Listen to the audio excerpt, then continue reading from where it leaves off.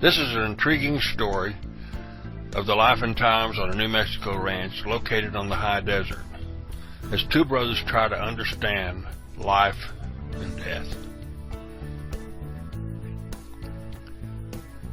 The morning sun streamed through the ragged pair of bullet holes in the side of the 1927 Chevy pickup as it labored up a slight hill. Grains of dust danced through the twin sunbeams, occasionally coming to rest upon an old Craig rifle pointed at the floorboard. It held 5 rounds, 4 in the magazine, 1 in the chambered in the pipe. Later, the killer's eyes nervously moved back and forth between the two brothers.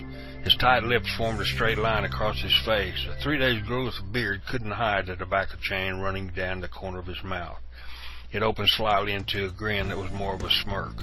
The man rolled his chew to the other side of his cheek and prepared for what was to come.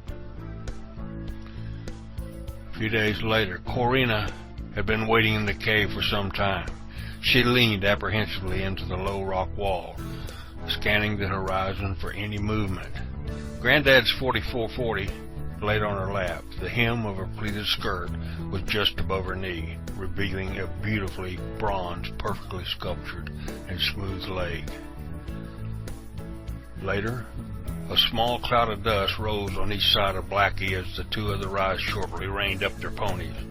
It was clear to both Cat and Will that these men were hard hands, gunnies, renegades, or scum of the earth, never holding down a steady job. Cat had seen many of their kind when he was a Texas Ranger. The younger one looked to be maybe 18. He was wearing a Remington 44 on his hip.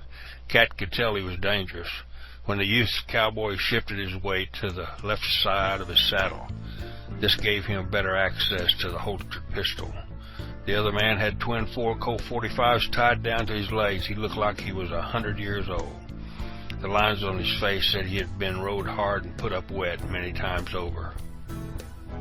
Later, now before you really piss brother and me off, take your hard guns and leave before you get yourselves planted in 6 foot of sand and rock to crawl around in for eternity.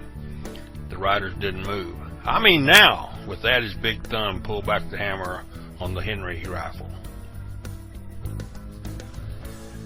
Hey, thanks for taking the time to look and read a few lines from my new book.